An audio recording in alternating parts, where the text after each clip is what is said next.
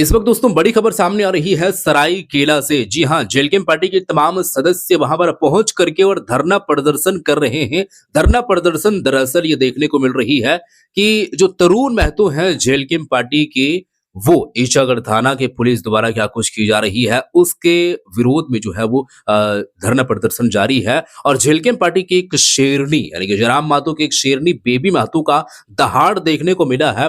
वो किस तरीके से पुराने अंदाज में दहाड़ते दिखी हैं, आप लोगों के सामने हम वीडियो रखने वाला हूं। और सबसे पहले आप जयराम कुमार महतो के बारे में आप लोगों को तो अच्छी तरीके से मालूम होगा। तीन वीडियो डेडिकेटेड वीडियो बना दिए हैं कि उनका स्वास्थ्य कैसा है, इसके बारे में आप यहां पर जाकर के देख सकते हैं। तो आखिर में उस हालत में उनका कोई बयान नहीं आ रहा है और जयराम कुमार महतो अभी लेटे हैं और अभी पर वहीं आराम कर रहे हैं, हॉस्पिटल में है, आउट ऑफ स्टेट और आउट ऑफ राज्य में अभी वो है, इस राज्य में अभी वो नहीं है। तो देखिए दोस्तों, सरायकेला के अंदर में यानी कि ईचागढ़ थाना प्रभारी ये तमाम जितने भी लोग हैं वो अब जो है अब वर्दी में गुंडागर्दी नहीं चलेगी। ये मेरे बोल नहीं है, ये बेबी महतो का बोल है और वो खुद ये बात बोली है। क्यों बोली है, किस लिए बोली है, तो चलिए हम वीडियो देखते हैं। सबसे पहले वीडियो हम देख करके और समझते हैं, कोशिश जो है वो करते हैं कि आखिर में क्या कुछ की जा रही है। तो वीडियो पहले आप देखिए, फिर हम आगे की बातें करेंगे। ये कहा जा रहा था कि जिस तरह परसों को ये धरना प्रदर्शन का जब जिला उपायुक्त सर से जो है इसका परमिशन लिया गया, तो लेटर झारखंड लोकतांत्रिक क्रांतिकारी मोर्चा का लेटर नहीं था, भानुमती महतो अपने नाम पर खुद ली। ऐसा क्यों? क्या ये आंदोलन अलग है और झारखंड लोकतांत्रिक मोर्चा अलग है? दो अलग है। सबसे पहले आपको जोहार, आपका चैनल के माध्यम से सभी को मेरा जोहार। देखिए, जो भानुमती महतो ली है, भानुमती महतो तरुण महतो का धर्मपत्नी है, तो वो अपना पति के लिए, वो अपना पति को इंसाफ मिले इसलिए वो ज्ञापन ली है, लेटर दी थी यहाँ डीसी महोदय के पास, ठीक है, उपायुक्त महोदय के पास। लेकिन वो हमारे पार्टी के पूर्व प्रत्याशी हैं, 40,000 प्लस वोट आया है उनका, उनको मतदान मिला है।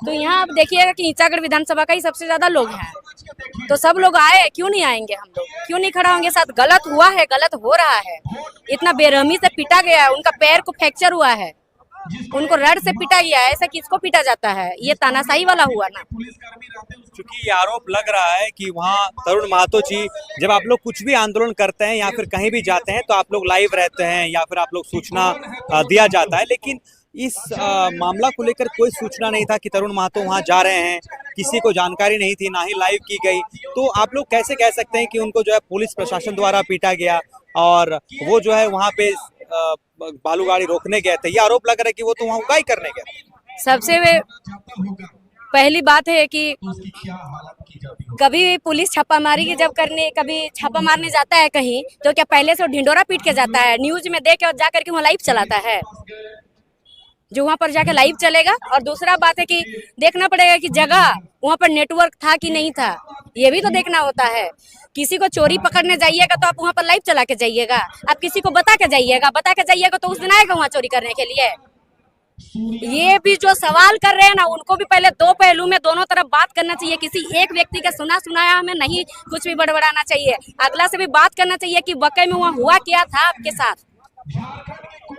तो आप लोग यहाँ आज आए हैं यहाँ, चूंकि ये कहा जा रहा था कि झारखंड लोकतांत्रिक क्रांतिकारी मोर्चा के तमाम सदस्य जो है इससे दूरी बनाएंगे, लेकिन आज यहाँ कुछ और हो रहा है। यहाँ सभी लोग पहुंचे हैं, आप लोग के प्रेम मार्डी जी यहाँ के प्रत्याशी पहुंचे हुए हैं और तमाम लोग मांडू से भी पहुंचे हुए हैं, रांची से पहुंचे हुए हैं, सभी जगह से पहुंचे हुए हैं, क्योंकि उनका समर्थन कर रहे हैं। क्या कहेंगे ये बालू के खिलाफ जो आप लोग का लड़ाई है, ये बालू का खिलाफ लड़ाई है और साथ साथ जो है तरुण महतो के साथ जो न्याय है उसको लेकर लड़ाई है, ये लड़ाई कब तक और कैसे, मतलब इसका प्रारूप आगे क्या कुछ तैयार? आपने अभी कहा कि बोला जा रहा था कि सब साइड हो जाएंगे, साथ नहीं खड़ा होंगे, तो किसने कहा ये चीज? आप कोई मीडिया में सुने होंगे क्या? वो मीडिया हमारा पार्टी के किसी को वहाँ पर बैठाए थे, पदाधिकारी को, और बैठा के पूछे थे? नहीं। वो क्या किए, उसको वो अपना हिसाब से मनगढ़ंत कहने लगे, मनगढ़ंत बोलने लगे। जो उनका मन में आया, जो उनका विचार में आया, वो उनका विचार है, हमारा विचार वो नहीं है। और दूसरा बात है, जो आप एफआईआर कॉपी देखिएगा, एफआईआर कॉपी में कहीं पर भी बालू का जिक्र नहीं है। वहाँ प्रशासन द्वारा जिक्र क्या किया गया है? वहाँ जिक्र यही है प्रशासन द्वारा कि वहाँ पर रात को गाड़ी को रोका गया था, गाड़ी पार नहीं होने दिया जा रहा था। तो सबसे पहली बात ये सवाल यहाँ ये बनता है, वो कोई हाईवे नहीं था वहाँ। वो कोई इतना भी मतलब चलने वाला रास्ता नहीं था कि वहाँ इतना ज्यादा गाड़ी रोक दिए कि वहाँ पब्लिक को आना जाना। और रात 12 बजे के बाद कौन सा पब्लिक उस क्षेत्र में आना जाना करता है।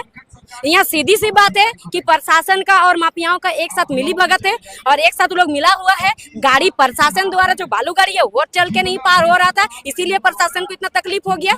बाकी रात 12 बजे के बाद कौन पब्लिक पार होता है, कौन इतना पब्लिक पार होगा, किसको प्रॉब्लम होगा, किसको दिक्कत होगा, ये सोचने वाला बात है।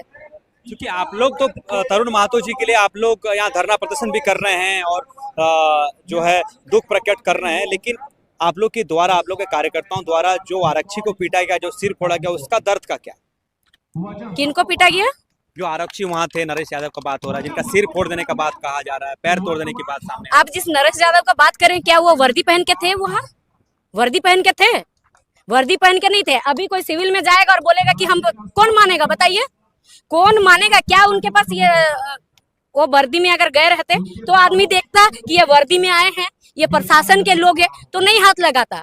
अगर कोई वहाँ पर हाथ लगाया कि तरुण महतो ही हाथ लगाया, उन लोग के पास कोई प्रूफ है, एविडेंस है, मुंह में बोलने से नहीं होता। और जब वो वर्दी में नहीं थे तो वो उस वक्त प्रशासन नहीं थे, वो कोई आम आदमी थे। अगर वो सच में निरीक्षण करने गए थे तो वर्दी कहाँ गया था उनका? वर्दी के आड़ पे ये गुंडागर्दी नहीं चलेगा। ये कितना दिन तक चलेगा? रक्षक या भक्षक बनने लग गए हैं। क्योंकि ये बताया जा रहा है कि ईचागढ़ के जो लोग हैं वे लोगों को कभी कोई दिक्कत ही नहीं था। आप लोगों को ऐसे कोई आवेदन प्राप्त हुआ था या फिर कोई आप लोगों को कोई कंप्लेन किया था जिसके एवज में जो है तरुण महतो वहाँ गए थे? किसने कहा दिक्कत नहीं है? कभी ईचागढ़ में जाइए, बोल तो रहे कि सोशल मीडिया में आ करके बड़ा बड़ा खुद से न्यूज चैनल में बैठ करके न्यूज चला देंगे और किसी एक तरफा बात रख देंगे, तो इससे नहीं होता। कभी धरातल पे आइए, कभी जमीनी पे आइए और बात करिए, देखिए वहाँ का परिस्थिति क्या है, वहाँ कितना। अभी एक भैया बोल रहे थे, अभी यहाँ बोल रहे थे ना कि ट्रैक्टर वाला लोग को वहाँ से नहीं उठाने दिया जाता है बालू। हाइबा, क्या आप बताइए कि झारखंड में सरकार द्वारा बालू उठाने का आदेश है? क्या है? अगर नहीं है तो बड़ा बड़ा हाइबा में क्यों जाता है, कैसे जाता है, काहे जाएगा? और रही बात, ये उस क्षेत्र के प्रत्याशी, पूर्व प्रत्याशी है, 41,000 वोट लाए हैं। ये रात को भी जाएंगे, दिन को भी जाएंगे, जब मन तब जाएंगे निरीक्षण करने, क्यों नहीं जाएंगे? अब तक जयराम महतो ना कुछ बयान अपना दिए हैं, ना कोई अपने एक्स हैंडल के माध्यम से या फिर सोशल मीडिया के माध्यम से, या फिर उसने कुछ कहा नहीं। क्योंकि उन्होंने साफ कहा था कि एक भी खरोच यदि तरुण महतो के ऊपर आता है, बेबी महतो के ऊपर आता है, तो वो खरोच मेरे ऊपर आएगा और मैं खड़ा रहूंगा। यहाँ जितने लोग बैठे हैं सब में जयराम है, यहाँ जितने लोग हैं सब में जयराम महतो है। अब तक जयराम महतो ना कुछ बयान अपना दिए हैं, ना कोई अपने एक्स हैंडल के माध्यम से या फिर सोशल मीडिया के माध्यम से, या फिर उसने कुछ कहा नहीं। क्योंकि उन्होंने साफ कहा था कि एक भी खरोच यदि तरुण महतो के ऊपर आता है, बेबी महतो के ऊपर आता है, तो वो खरोच मेरे ऊपर आएगा और मैं खड़ा रहूंगा। यहाँ पर जितने भी लोग बैठे हैं जयराम महतो के ही रूप में बैठे हैं। यहाँ ये जो इनके अंदर ही जयराम महतो, तभी आज यहाँ पर आके बैठे हुए हैं। और रही बात जयराम दादा का, तो जयराम दादा का थोड़ा स्वास्थ्य खराब है उनका, तो जिस वजह से शायद वो नहीं आ पा रहे हैं। बहुत बहुत धन्यवाद। तमाम सवाल जो है, बहुत सारे सवाल उत्पन्न हो रहे थे कि रात के अंधेरे में क्यों गया, क्यों और एक बात, अभी हम लोग डीसी महोदय के पास गए थे। आज डीसी महोदय भी नहीं है और एसपी महोदय भी नहीं है। मंगलवार और शुक्रवार को डीसी का जनता दरबार रहता है और डीसी से यहाँ पर आवेदन दिया गया था कि मंगलवार हम लोग यहाँ पर आएंगे, धरना देंगे, शांतिपूर्वक धरना देकर जमा करेंगे, हम लोग वहाँ पर ज्ञापन देंगे। लेकिन डीसी महोदय नहीं है।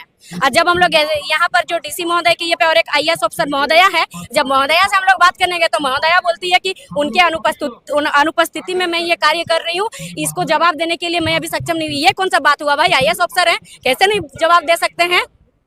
हम लोगों ने पूछा कि अब कब तक करिएगा, तो वो बोलती ये भी मैं नहीं बता सकती हूँ। अरे नहीं बता सकते तो माफिया कोई आएगा? अभी जब हम लोग डीसी महोदय का ऑफिस घुस रहे थे ना, वहाँ 2-4 पुलिस खड़े होकर के ऐसे रोक रहे थे, घुसने नहीं दे रहे थे। क्यों घुसने नहीं देंगे हम लोग को? काहे घुसने नहीं देंगे हम लोग को?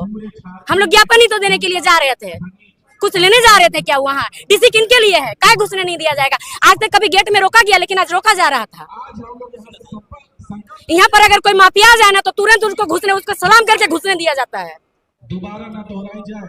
और जिस तरीके से तो चूंकि झारखंड लोकतांत्रिक क्रांतिकारी मोर्चा के साथ जिस तरह तरुण महतो के साथ हुआ, अब तो है जेल कैंप के सारे सदस्य गोलबंद हो चुके हैं और माफियाओं के खिलाफ जो है एक तरफा अब इनका आंदोलन शुरू हो चुका है।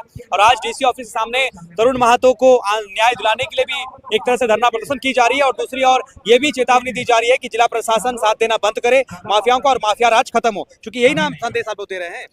जी बिल्कुल, प्रशासन को देखिए, प्रशासन इसलिए बनाया गया था जब हमारा देश आजाद हुआ, तो प्रशासन को रखने का कारण यही था कि यहाँ के लोग बोले वाले हैं हमारे भारत देश के, तो जनता के साथ अगर कुछ अन्याय होगा तो वहाँ साथ खड़ा होने के लिए प्रशासन को रखा गया था यहाँ पे आजाद होने के बाद। लेकिन प्रशासन अब क्या कर रही है, रक्षक की भक्षक बन रहा और वर्दी के आड़ पे गुंडागर्दी किया जा रहा है। यहाँ पर जहाँ पर प्रशासन को आवाज उठाना चाहिए, जहाँ प्रशासन को जा करके जिन पे लाठी बैठाना चाहिए उनका तलवे चाटते हैं, और जो जनता के साथ खड़ा होते हैं, जो लोगों के लिए काम करते हैं, उन पे लाठी बैठाते हैं। लाठी तो दूर का बात है, रड से मारते हैं। और यहाँ पर इससे भी बड़ा बात है कि पता नहीं कौन सा डिग्री लेकर के डॉक्टर का आए थे, जो कि जिस व्यक्ति अभी आईसीयू में एडमिट है, जिनका पैर फ्रैक्चर हुआ है, जिनका बॉडी में पूरा बॉडी में उनका रड से मारा गया है, अभी तक एक एक चिन्ह है उनका बॉडी में।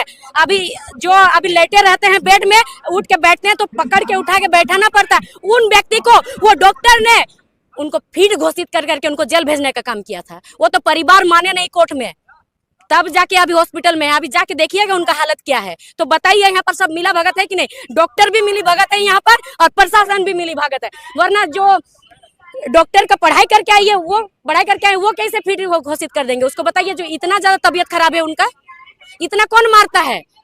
अगर सही वक्त पे उनके धर्म पत्नी नहीं पहुंचती उस दिन थाना, तो शायद सूर्य हंसदा वाला हाल करके रख देते ये लोग।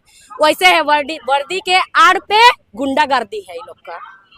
तो जी हाँ दोस्तों, वीडियो आप लोग देख चुके हैं। ये है बेबी महतो, और किस तरीके से मुखरता के साथ ये बात रखी है, और इनका सीधे तौर पर कहना है कि 3rd डिग्री टॉर्चर दे करके उनके साथ में जो इस तरीके से अन्याय की गई है, तमाम लोगों की यहाँ पर मिली भगत देखने को मिली है। तमाम जितने भी अधिकारी से लेके डॉक्टर से लेके तमाम लोगों की यहाँ पर मिली भगत देखने को मिली है। चूंकि यहाँ पर अगर देखने वाली बात है कि पुलिस प्रशासन से अभद्र या फिर इस तरीके से अभद्र नहीं कह सकते हैं, लेकिन अगर इस तरीके से कोई तू में हुआ है, थोड़ा सा अगर पकड़ धकड़ हुआ है, तो किस कारण से हुआ है?